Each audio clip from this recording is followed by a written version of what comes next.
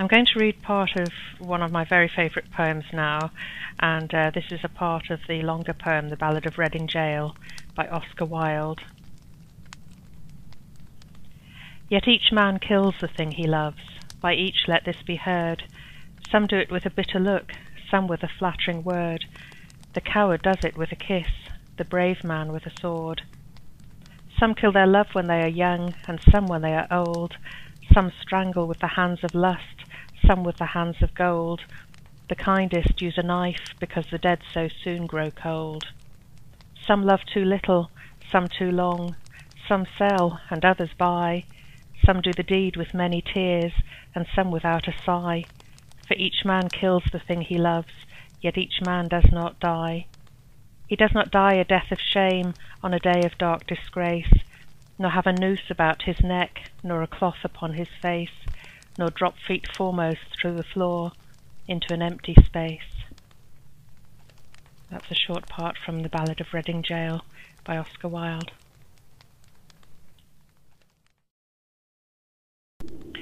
I'm going to read a poem by one of my favourite late Victorian poets, Mary Elizabeth Coleridge, who was on a par with Christina Rossetti and Elizabeth Barrett Browning in her day, but she went out of print and she's making something of a comeback. This is A Moment by Mary Elizabeth Coleridge. The clouds had made a crimson crown above the mountains high. The stormy sun was going down in a stormy sky. Why did you let your eyes so rest on me, and hold your breath between? In all the ages this can never be as if it had not been.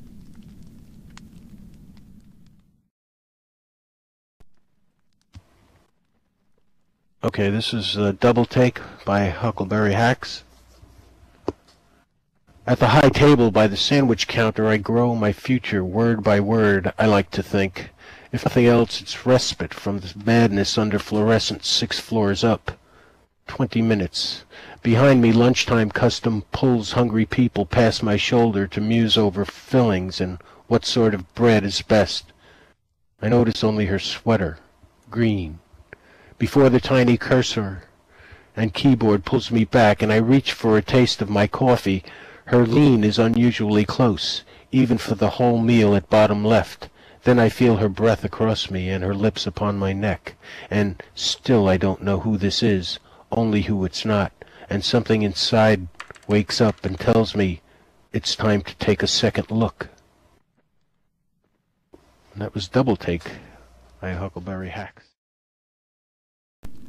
This poem has been passed to me by Asylum Jewel, and it's called Sundays. Why on Sundays do I wear a bra? It's not like I go very far. I stay in bed late and read the paper. I should allow my bosom such laid-back behaviour. For the rest of the week they can be up front, stuffed and squeezed, stared at and bumped. But Sunday is a day of rest, and my brave breasts deserve the best. That's Sundays by Asylum Jewel.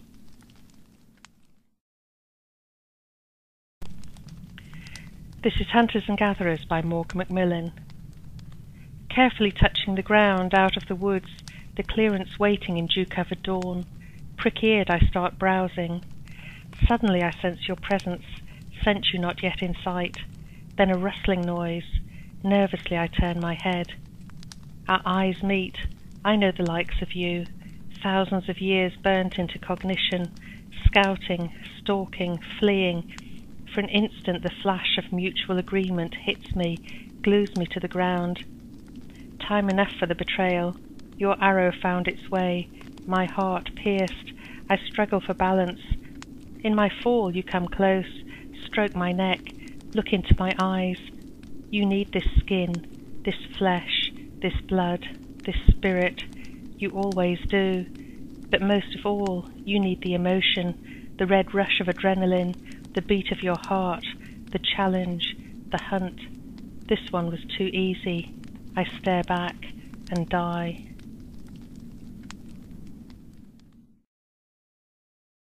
Batter my heart, three-person God, for you as yet but knock, breathe, shine, and seek to mend, that I may rise and stand. Or throw me, and bend your force, to break, blow, burn, and make me new. I, like an usurped town to another do, labor to admit you, but owe to no end.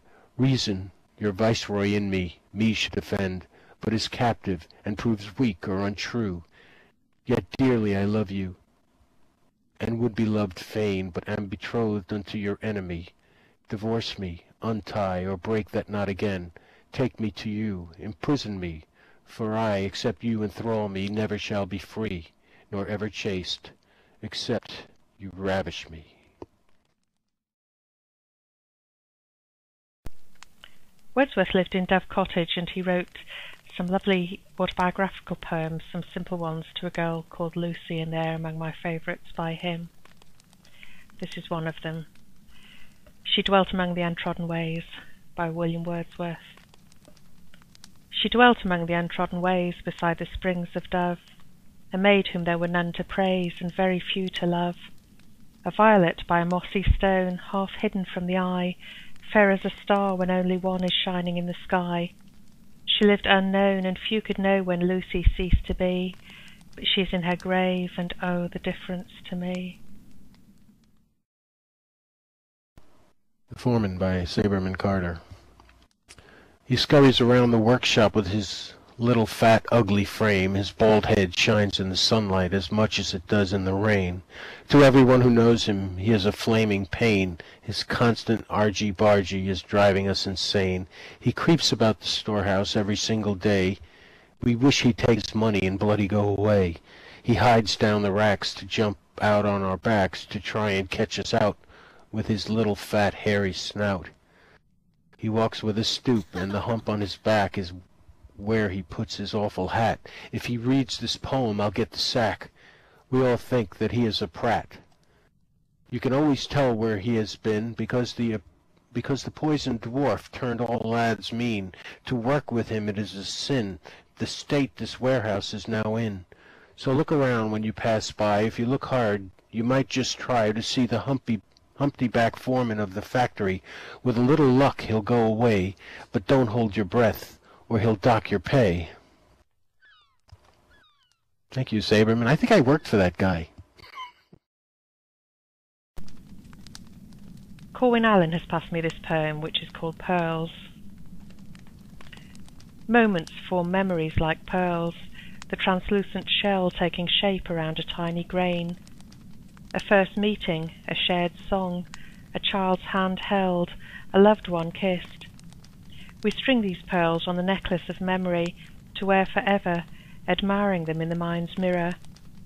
Some white, some black, some the colour of faded roses, all with rainbow highlights swirling their surface. We have made many pearls, you and I. They're strung lovingly on my necklace, each one glowing with its own light. Some bring a smile, some bring a tear, but each one is precious, and I would not part with any of them.